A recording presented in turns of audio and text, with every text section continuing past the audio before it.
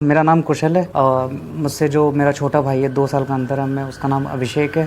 और जो सबसे छोटा भाई है उसका नाम है विष्णु। तो विष्णु अभिषेक जो था उस टाइम पर उसका मास्टर्स में एडमिशन हो गया था भोपाल में।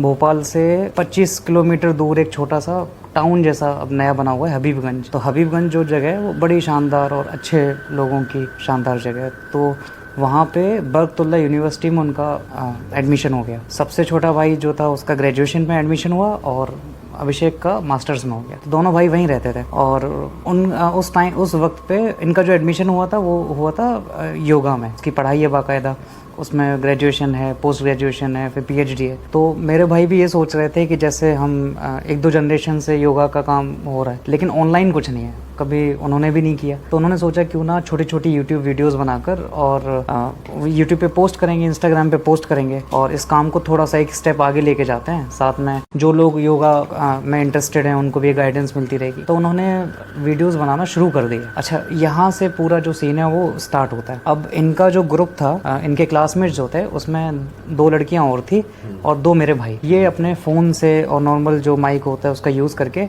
किसी बाहर पार्क में जाकर या ऐसी जगह जाकर जो थोड़ा सा देखने में भी सूदिंग लगे तो वहाँ जाके ये उसको वीडियोस रिकॉर्ड कर रहे थे। अब इनकी क्लास में एक नई क्लासमेट आती है क्योंकि एडमिशन का टाइम था। वो नई क्लासमेट आती है और उसके साथ इनकी बातचीत होना शुरू हो जाती है। और मेरा भाई बताता है, जो सबसे छोटा भाई विष्णु होता, मेरा भाई ये बताता है कि वो स्टार्टिंग से ही बहुत ज़्यादा फ्रैंक होने लगी, धीमे धीमे बात करने लगी कि अरे आप यूट्यूब वीडियोज़ बनाते हो और बहुत अच्छा कर रहे हो, ये कर रहे हो। तो इस तरह से उनकी दोस्ती होने लगी। तो इस तरह से ग्रुप जो है वो 4 का ग्रुप जो था वो 5 में तब्दील हो गया आगे जाके। और उसने बोला कि मैं भी आपके जो लोकेशन है वहाँ चला करूँगी और मैं भी देख लिया करूँगी कि किस तरह से आप वीडियोस बनाते हैं और अगर कोई हेल्प करनी होगी तो मैं उसमें अच्छा, मेरे भाई को भी लगा कि जी ये योगा में अच्छी है। तो यहाँ से वो बनाना शुरू करता है अपनी यूट्यूब वीडियोस और वो आने लगी। अच्छा, उसने ऑफर की कई सारी चीज़ें, जैसे अरे आप ऐसा माइक क्यों यूज़ कर रहे हो, इसमें इतना मतलब आवाज़ साफ नहीं आती। तो वो क्या करती है कि 2-3 दिन बाद ही एक नया माइक जो 10-12 हज़ार का माइक आता है वो लेके आ गई। इस पे शूट करते हैं और ये अच्छा रहेगा। तो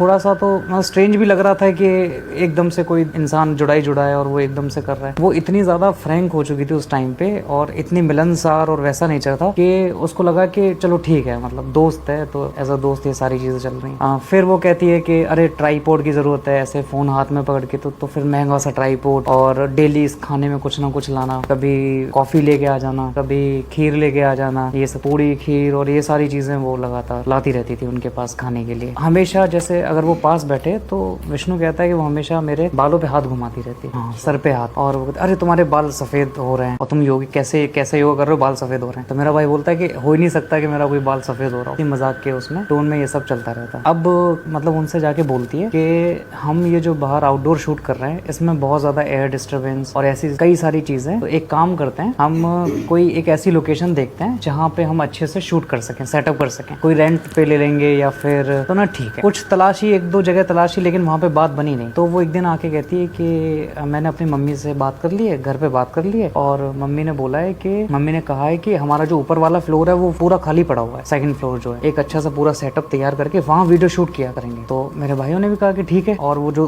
और 2 दोस्त थी तो उन्होंने कहा ये तो अच्छी जगह है। अच्छा, एक दिन क्या होता है बीच में, ये दोस्ती होने के कुछ टाइम बाद की बात है, रात के 11 बजे के करीब उसके घर से फोन आता है। वो कहती है कि ऐसा है, मेरी मम्मी कहीं जा रही है और विष्णु क्या तुम यहाँ आ सकते हो। अब इनका जो घर था वो काफी दूर था, हबीबगंज जहाँ पे ये लोग रह रहे हैं वहाँ से 30-35 किलोमीटर दूर। अब बाइक लेके इतनी दूर जाना और सर्दियों का टाइम है तो वो सेफ नहीं था। तो अभिषेक ने मना कर दिया साहब कि नहीं उसे मना कर दे और नहीं जाना है। तो उसने फोन करके मना कर दिया, मैं नहीं आ पाऊंगा यहाँ पे। अब वो जिद करने लगी और जिद करते करते क्या हुआ कि उसकी मम्मी ने फोन ले लिया। यहाँ पे वो दोनों भाई भी बिल्कुल चौंक गए जब उसकी माँ ने फोन पे ये बोला कि बेटा आ जाओ। ये पहली बार उसकी मम्मी से उनकी बात। तो जब उसकी माँ ने ऐसा बोला कि यहाँ आ जाओ और हमने कभी अपनी बेटी को अकेला नहीं छोड़ा है और थोड़ा सा सपोर्ट हो जाएगा, ये हो जाएगा, हम टेंशन फ्री होके चले जाएंगे। तो ये मेरे भाई को भी कहीं ना कहीं बड़ी अजीब सी बात लगी, लेकिन डिस्टेंस की वजह से। दूसरा, जो हबीबगंज खुद जो इलाका है वो बहुत ज्यादा पॉपुलेटेड नहीं है, स्कार्सली कुछ ऐसे घर बने हुए हैं, वो भी उसके आउटर में, एयरपोर्ट के